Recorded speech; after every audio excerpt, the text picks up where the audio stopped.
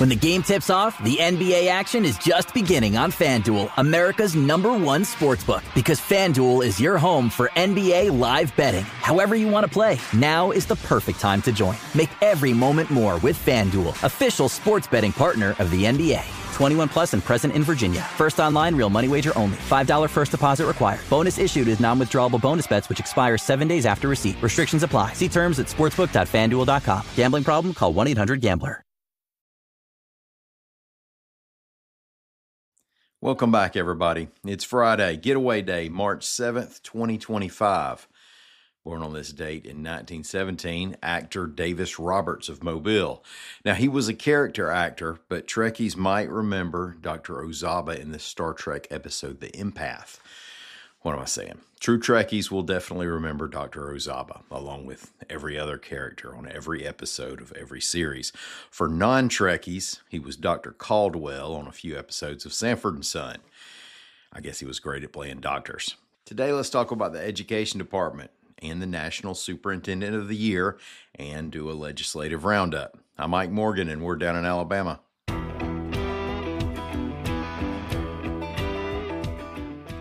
So you've heard that President Trump wants to close the U.S. Department of Education. The big questions are, can he really do that, and how might this affect Alabama? To abolish the department requires an act of Congress, including a 60% vote in the Senate. So don't hold your breath for that. But the administration can cut and defund the department and move its responsibilities to other agencies.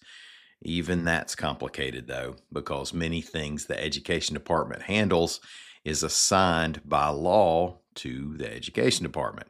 Still, reports AL.com's Rebecca Griesbach and Willisha Morris, some state officials are warning schools and colleges to expect some financial bumps.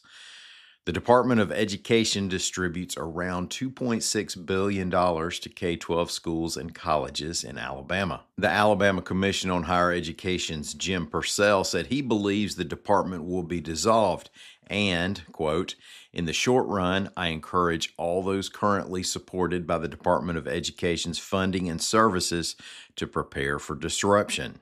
End quote. Now, the funding is mandated and would likely come through different agencies. Alabama State Superintendent Eric Mackey said he's concerned over the shakeup resulting in reduced funding, but that so far he hasn't seen any indications of that. Congress created the Department of Education in 1979. Its creation had been a goal of the Teachers Union, the National Education Association, which had given then-President Carter its first ever presidential endorsement. Since then, it's been the target of those who've wanted to see states have more say-so in the allocation of those federal funds. Said State Representative Danny Garrett, a trustful Republican, quote, the funds will continue to come. It's just that I think we would have more flexibility. Jefferson County's Walter Gonsolin is the first Alabama school superintendent to become National Superintendent of the Year, reports AL.com's Rebecca Griesbach. The School Superintendent Association has been awarding the title to local superintendents for 37 years. It named Gonsolin its winner Thursday at its national conference in New Orleans. Gonsolin is a 30-year educator who's been Jefferson County's superintendent since 2020. His district has 34,000 students. Well, Friday is a great day for an Alabama legislative roundup, so let's do one.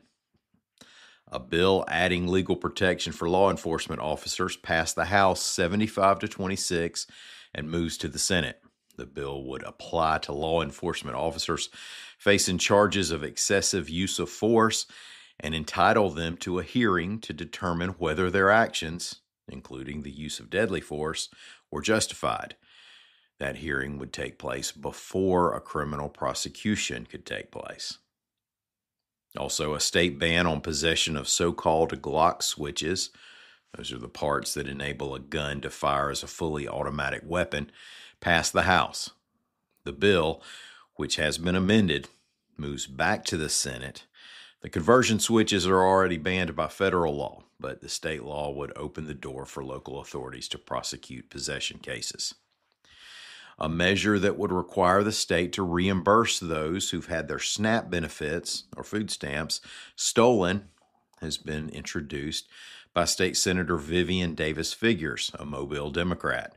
The Department of Human Resources has said thousands of people have lost their benefits to scammers who use tactics such as phishing calls and credit card skimming, and that security upgrades are being put into place.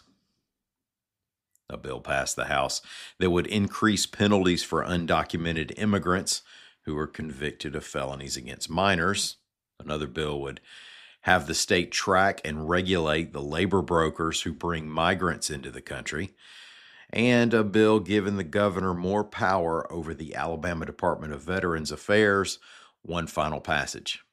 Under it, the governor will appoint the commissioner directly, and the commissioner will be a member of the governor's cabinet.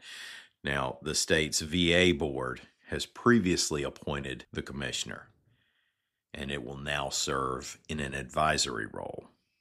Thank y'all so much for listening to us. Have a great weekend, and come by and see us anytime you want to on the World Wide Web at al.com.